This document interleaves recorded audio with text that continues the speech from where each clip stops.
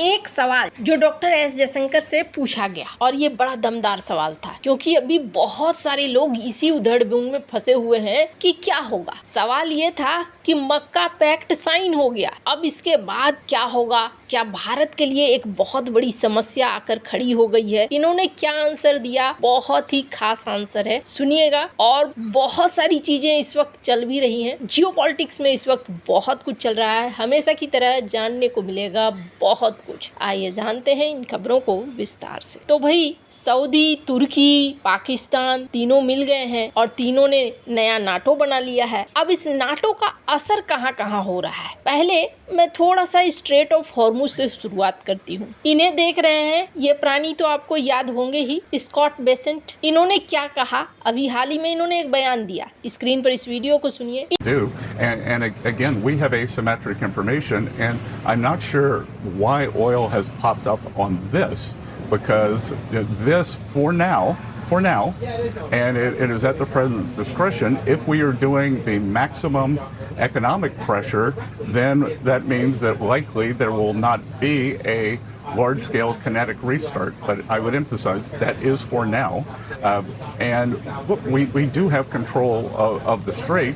You would have seen media reports that large amounts of energy are getting out, and I think इन्होंने कहा हम वो करने जा रहे हैं ना जो आज से पहले कभी नहीं हुआ। ईरान कोलैप्स हो जाएगा, गिर जाएगा, तबाह हो जाएगा, यानी इसके ऊपर इकोनॉमिक दबाव डाला जाएगा। अब ऐसा इकोनॉमिक दबाव जो पहले कभी नहीं हुआ। अब इस पर ईरान का क्या कहना है? ईरान का कहना है कि सुनो, हम इस युद्ध को जीत चुके हैं। स्क्रीन पर आप आरटी की इस ट्वीट को देखिए, और हम तुम्हारे इस बुली करने पर झुकने वाले नहीं है। अच्छा होगा कि युद्ध अभी खत्म कर लो। अब ईरान इधर अमेरिका को ये कह रहा है, और उसके जो सेना के अधिकारी हैं, स्पुतनिक की इस खबर को देखिए, वो पड़ोसियों को कह रहे हैं कायदे से रहोगे तो फायदे में रहोगे, अगर अमेरिका के साथ अलाइन करने की कोशिश की तो अच्छा नहीं होगा। बताए देते हैं जो हमारे पड़ोसी हैं, जो हमारे दोस्त हैं, अमेरिका जो इकोनॉमिक वॉर हमारे अगेंस्ट छेड़ने की कोशिश कर रहा है उसमें शामिल मत होना। स्ट्रेट ऑफ हॉर्मुज बंद है भाई,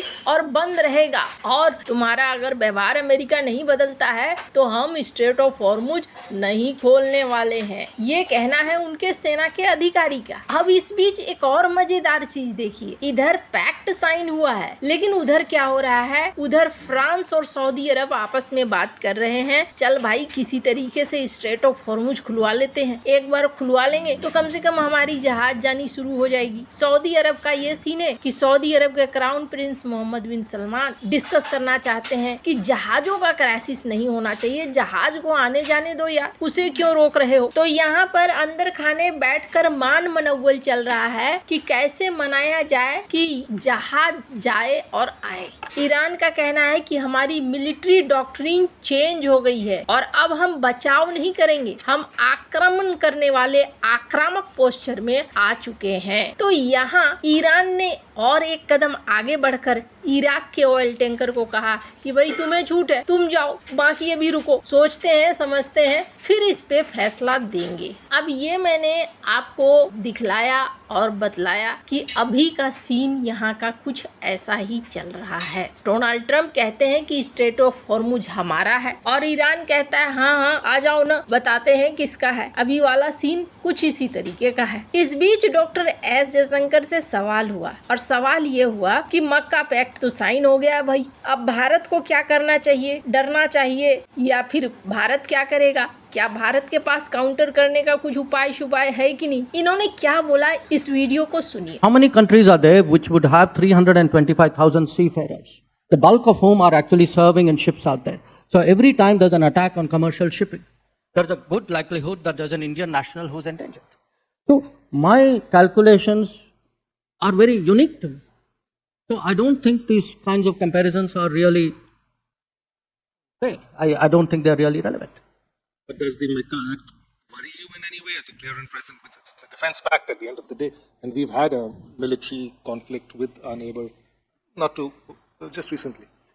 Well, look, you think about it. I mean, you refer to it as a defense pact. There are live military situations which each of the signatory faces. What has the Mecca Pact done in response to that?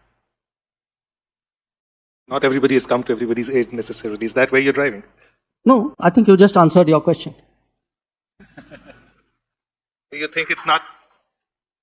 You No, think? no, I'm thinking nothing. I think you just, no, I'm you saying- you reflected for a moment and decided to give the hall an answer.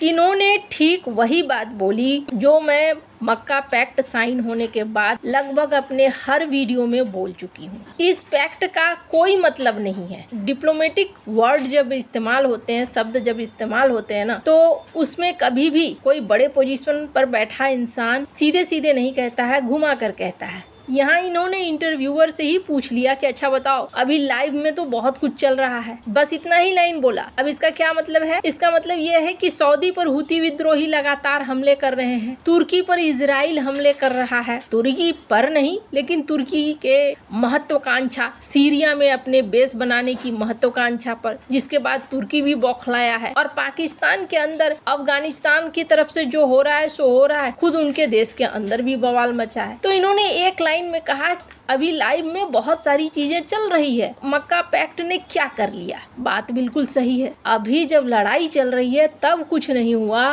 तो आगे क्या होगा। तो यहाँ उन्होंने घुमा फिराकर शब्दों को समझा दिया कि भाई मक्का पैक्ट जो है ये पैक्ट फिलहाल कागजी तौर पर है। हालांकि इन्होंने इस बात को कहा कि मैं किसी भी वेट को कम नहीं करता हूँ, क्योंकि चाहे कुछ भी चीज हो थोड़ा वेट तो जरूर होता है। लेकिन इन्होंने यहाँ बता दिया कि जब इस तरह की चीजें होती हैं चुपचाप बैठिए, बैठकर वॉच कीजिए क्या होता है, कैसे होता है। और यहाँ सीन यहाँ पर वैसा ही दिख रहा है। तो फिलहाल अगर मक्का पैक्ट की बात करें तो मक्का पैक्ट आगे भी किसी काम का नहीं होगा। और एक चीज और मैं बता दूं, ये ना भारत के लिए बहुत अच्छा है, इजराइल के लिए भी बहुत अच्छा है कि इसी वक्त मक्का पैक्ट साइन हुआ और इसी वक्त सऊदी पर हुती विद्रोही हमले कर रहे हैं, ईरान धमका रहा है। और इस मक्का पैक्ट के होते हुए सऊदी अरब को न तो तुर्की बचाने आ रहा है न पाकिस्तान बचाने आ रहा है, उल्टा सऊदी अरब को फ्रांस के साथ मिलकर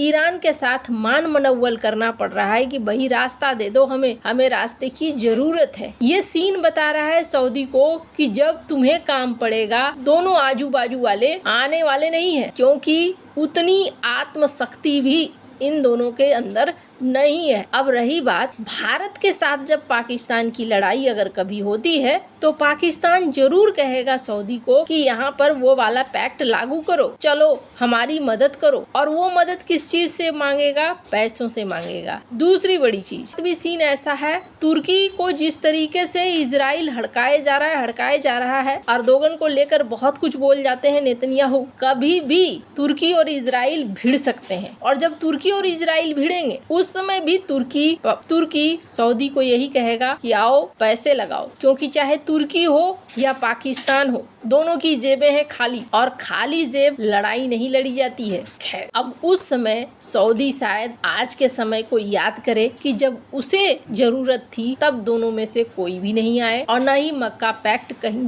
काम आया। आपको क्या लगता है इन सब मामले में? आपकी क्या राय है? कमेंट कर जरूर बताएं। जल्द मिलते हैं अगले वीडियो में नई खबर के साथ।